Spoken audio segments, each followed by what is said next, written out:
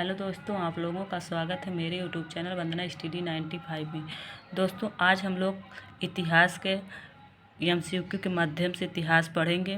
और अब हम लोग जीरो से इतिहास का परिचय से लेकर पूरी हिस्ट्री हम लोग एमसीक्यू के माध्यम से पढ़ेंगे और टॉपिक वाइज पढ़ेंगे। तो आज हमारा टॉपिक है इतिहास का परिचय। इसके बाद हम लोग जो है डेली एक वीडियो हिस्ट्री का डालेंगे, वो भी एमसीक्यू के माध्यम से और टॉपिक वाइज। तो आइए दोस्तों, हम लोग शुरू करते हैं। पहला क्वेश्चन, प्राग ऐतिहासिक संस्कृत के संदर्भ में निम्न में से कौन सा कथन असत्य है? इसका पहला ऑप्शन है मानव द्वारा मनाया जाने वाला प्रथम औजार कुल्हाड़ी था। दूसरा है पूरा पाषाणिक काल के मनुष्य संभवतः निग्रोटो जाति के थे। तीसरा, सर्वप्रथम बड़े बड़े गांव की स्थापना नव पाषाण काल में हुई थी। चौथा, चित्रित मृत भांडों का प्रयोग सर्वप्रथम ताम्र पाषाणिक लोग ने किया था। तो इसका सही आंसर होगा सर्वप्रथम बड़े बड़े गांव की स्थापना नव पाषाण काल में हुई। तो ये आपका आंसर गलत है, बाकी ये तीनों सही हैं। इसके बाद अगला क्वेश्चन है, प्राग ऐतिहासिक पुरातत्व का जनक किसे कहा जाता है? तो प्राग ऐतिहासिक पुरातत्व का जनक जो है हम लोग रॉबर्ट ब्रुसफूड को कहा जाता है, तीसरा वाला। और इसके बाद आपको पता है कि स्थायी बसावट, हम लोग जो है एमसीक्यू के माध्यम से जो ऑप्शन हमें लगेगा इम्पोर्टेंट है उसको मैं जो है आपको वन लाइनर करके भी बता दूंगी। तो यहाँ पे मैंने कुछ वन लाइनर भी लिखी हूँ जो मुझे इम्पोर्टेंट लगा है। तो स्थायी बसावट नवपाषाण काल में शुरू हुआ था और स्थायी बसावट का साक्ष्य आप लोगों को पता है कि मेहरगढ़ से मिला है। इसके बाद देखिए, भारतीय पुरातत्व का जनक पूछे तो आपको बताना है एलेक्जेंडर कनिंघम। और प्राग ऐतिहासिक पुरातत्व का जनक पूछे तो रॉबर्ट ब्रुसफूड बताना है। आप लोग इसमें जो है कंफ्यूज मत हुए, इसीलिए मैंने दोनों क्वेश्चन ले लिया ताकि आपका कॉन्सेप्ट क्लियर हो जाए। अगला है भारतीय पुरातत्व विभाजन की स्थापना कब हुई? तो 1861 में।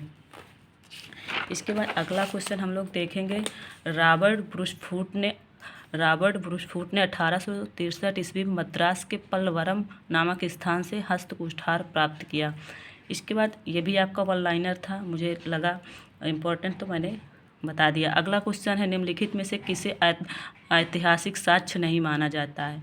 इसका है आपका पहला ऑप्शन पुरातात्विक वस्तुएं, दूसरा साहित्य रचनाएं, तीसरा है दंत कथाएं और चौथा विदेशी विवरण। तो इसका आंसर सही होगा दंत कथाएं, ये आपका ऐतिहासिक साक्ष्य नहीं है।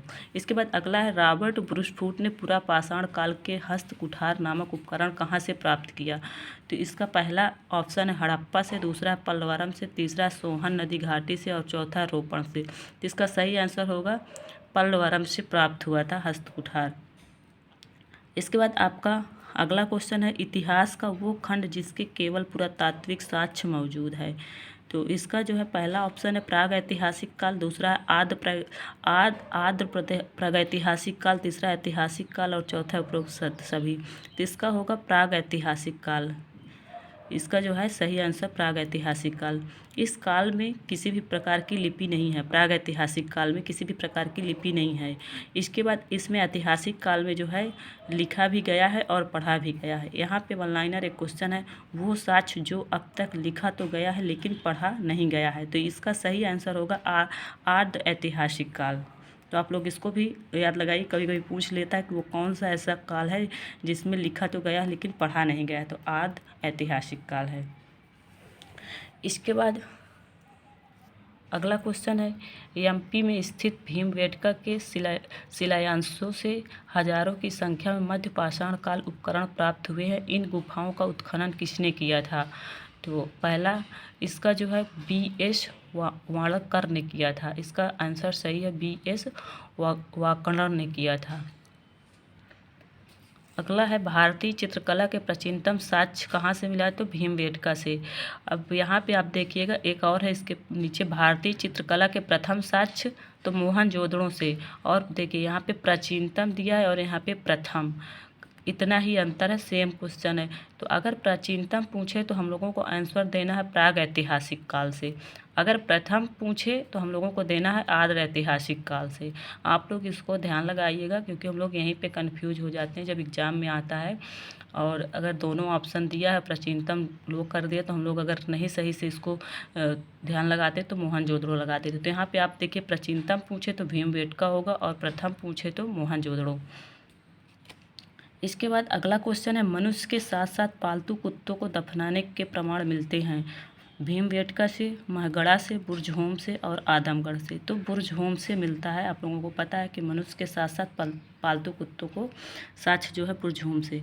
अब बुर्ज़होम कहाँ है? जम्मू कश्मीर में, सबको पता है। और यहीं से बुर्ज़होम से जो है गर्तावास के भी साक्ष्य मिलते हैं और मानव के साथ कुत्ते के संवादान के प्राचीनतम साक्ष्य मिले। अब यहाँ पे भी देखिए, अगर प्राचीनतम पूछे तब तो आपका आंसर बुर्ज़होम होगा। अगर पूछ ले मानव के साथ साथ कुत्ते के संवादान के प्रथम साक्ष्य, तो फिर आपका आंसर होगा रोपण। रोपण कहाँ है? पंजाब। तो इसीलिए आप लोग इसको यहाँ पे प्राचीनतम और प्रथम में कंफ्यूज नहीं होइएगा। प्राचीनतम पूछे तो फिर हम लोगों को प्राग ऐतिहासिक काल से आंसर देना है, और प्रथम पूछे तो फिर हमको आदि ऐतिहासिक काल से आंसर देना है। तो प्राचीनतम पूछे है तो बुर्ज़होम से, और प्रथम पूछे है तो रोपण से। तो इसके बाद आपका अगला क्वेश्चन है, भारत में सबसे बड़ा मध्य पाषाण कालीन स्थल कौन सा है जहाँ पशुपालन के प्राचीनतम साक्ष्य मिले? अब यहाँ पे देखिएगा फिर प्राचीनतम आया है, तो यहाँ पे आपका आंसर होगा बागोर से। और बागोर कहाँ है? भीलवाड़ा में। भीलवाड़ा राजस्थान में है और ये कोठारी नदी पर स्थित है। अगला क्वेश्चन है, पशुपालन का प्राचीनतम साक्ष्य जो है एक वहाँ आदमगढ़ से भी मिलता है प्राचीनतम साक्ष्य पशुपालन का, जो कि एमपी में स्थित है। तो आप लोग पशुपालन का साक्ष्य प्राचीनतम बागोर से भी मिलता है और आदमगढ़ से भी मिलता है, दोनों जगह से मिलता है। अगला क्वेश्चन है, यूपी में बेलन घाटी में स्थित नवपाषाण काल स्थल जहाँ से 6000 ईसा पूर्व का चावल का प्राचीनतम साक्ष्य मिला है वो है। तो ये आपको पता है कि कोल्डी हवा से मिला है। कहाँ से मिला है? कोल्डी हवा से मिला है। और इसके बाद देखिए यहाँ पे प्राचीनतम पूछे है। ये देखिए यहाँ पे प्राचीनतम पूछे है। अगर चावल के प्रथम साक्ष्य पूछे तब तो लोथल होगा। लोथल कहाँ है? गुजरात। आप लोग ऐसे याद रखिएगा इसको, चावल के प्रथम साक्ष्य। तो प्रथम हम लोग कहाँ बोएंगे? प्रथम थल में, यानी कि थल। तो लोथल, प्रथम थल। यहाँ पे देखिए थम और थल दोनों मिलता है, तो आप लोग इसको प्रथम लोथल ऐसे करके। इसके बाद फिर जले हुए चावल का साक्ष्य। तो आप लोगों को पता है कि जला हुआ चावल कैसे दिखेगा? काला। और तो जले हुए चावल का साक्ष्य काला दिखेगा, तो कहाँ है? कालीबंगा। तो जले हुए चावल का साक्ष्य हम लोगों को कालीबंगा से मिला। कालीबंगा कहाँ है? राजस्थान से। तो आप लोग इस पर भी कंफ्यूज नहीं होइएगा। यहाँ पे 3 क्वेश्चन है आपका। तो प्रथम पूछे तो लोथल, और प्राचीनतम पूछे तो कोल्डी हवा, और जला हुआ साक्ष्य, जले हुए चावल का साक्ष्य पूछे तो कालीबंगा। इसके बाद अगला क्वेश्चन है, भारत में व्यवस्थित कृषि का प्राचीनतम प्रमाण कहाँ से प्राप्त हुआ है?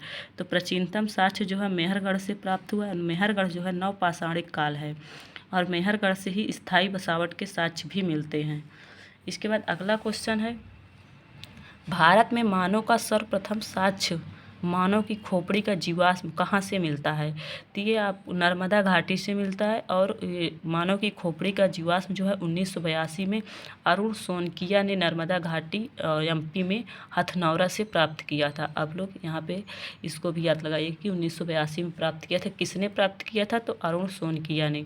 इसके बाद मानव आवास के साक्ष्य भारत में सोहन घाटी से प्राप्त हुआ। किसने प्राप्त किया? तो संकालिया ने प्राप्त किया है। तो आप लोग इसको भी याद लगाइए। आज की क्लास यहीं तक। हम लोग अब ऐसे ही पूरी हिस्ट्री को एमसीक्यू के माध्यम से पूरी पढ़ेंगे, और वो भी टॉपिक वाइज पढ़ेंगे। अगर वीडियो पसंद आए तो please like, comment and share करिएगा।